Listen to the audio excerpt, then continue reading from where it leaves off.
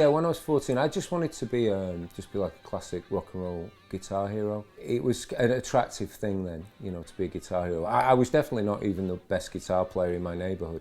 That was the running joke, you know, there was about 10 guys all trying to make it. I read a book actually, it was written by the singer from Motley Crue called Diary of a Rock and Roll Star. And I didn't really want to be a lead singer, I never had any illusions. I didn't even try out singing, I just didn't fancy it at all. But the guitar player always struck me as a kind of a best of both worlds situation where you kind of got all the girls that you wanted, but you didn't get too much of the attention. And that was the other reason that I took up guitar, you know, because I thought girls, it was a sexy instrument, you know, keyboards, not so much.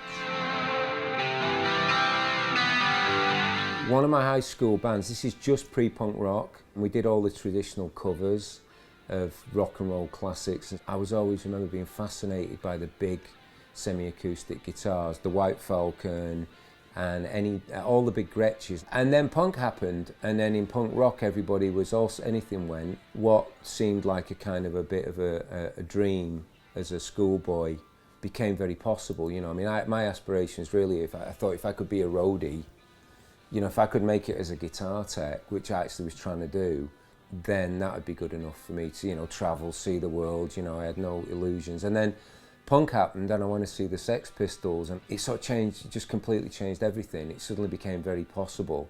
It was still rock and roll, there was still a degree of glamour, but it was much more something I felt I could own.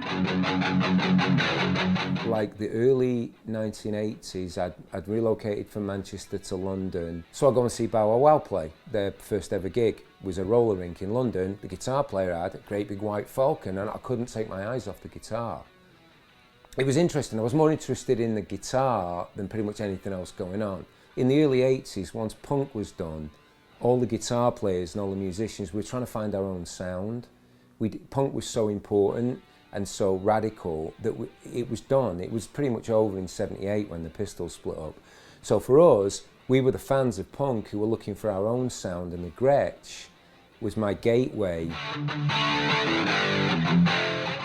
Boy George, who was a friend of mine at the time, he suggested I joined a band because of the way I looked. I had this kind of rockabilly, post-punk kind of mixture of a style that was going on in London. He just pointed out the singer, and I kind of looked like I should have been in the band. I think me playing guitar capably was a bonus, but in those days, it's like if you look like you're in the band and you've got all your limbs, you know, you're probably in. So the singer in the band, Kirk at the time, the band was called Theatre of Hate, and that was the band that introduced me to meeting Ian, and we formed the Cult.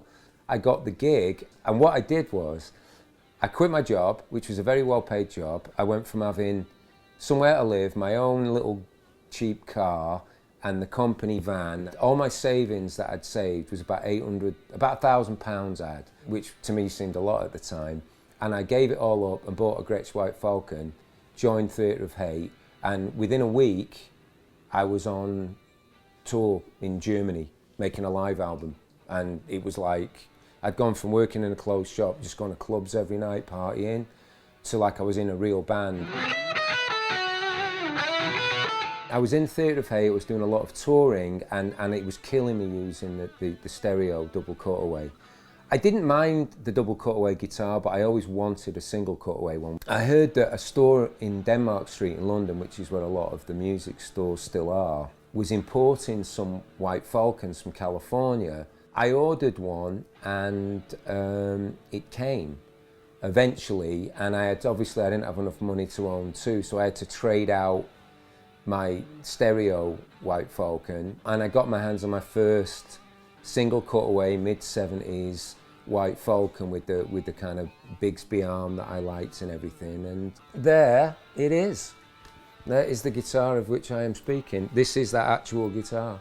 Ironically, right at the time I got this guitar, I parted company with Theatre of Hate. So I was an unemployed, penniless guy with nowhere to live who had a great guitar. You just do what you've got to do. What I wasn't willing to do was to get rid of the guitar. That was the thing. This guitar is very personal to me.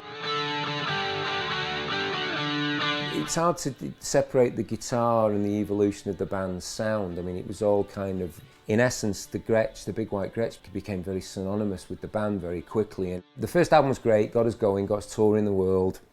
But it was the second record the Love album, which was the one that kind of broke the band, and the song that broke the band from the Love album was She Saw Sanctuary.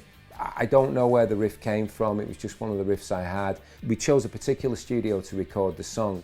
In that session, we were recording She Saw Sanctuary, but it didn't have that intro that it's got now. So the kind of picked intro, that was in the middle. So all I remember was Ian was in the control room, and I saw that whoever the orchestra had been in there doing a film score the day before. One of the violinists had left the bow.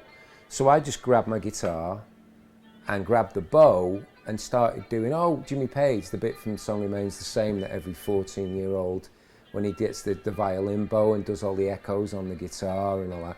So I just started doing that with the Gretsch, and just to kind of enhance the joke, I just hit every effects pedal that I had in front of me just to make it sound really stupid.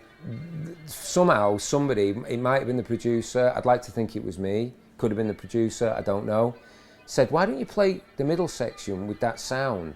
You know, so once I dropped the bow, I started figuring around the riff, and that kind of chorusy, flanged, pick sound from Sanctuary, the intro, that was how it happened.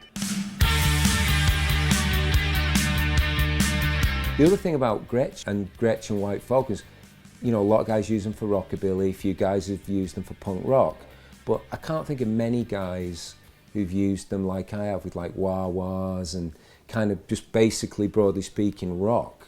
You know, it's not for the faint-hearted, it's massive. You know, you've got to have big hands, and you've really got to, you know, really command the instrument when you play it. You can't really play it with any degree of fear, I think. You have to really own the guitar.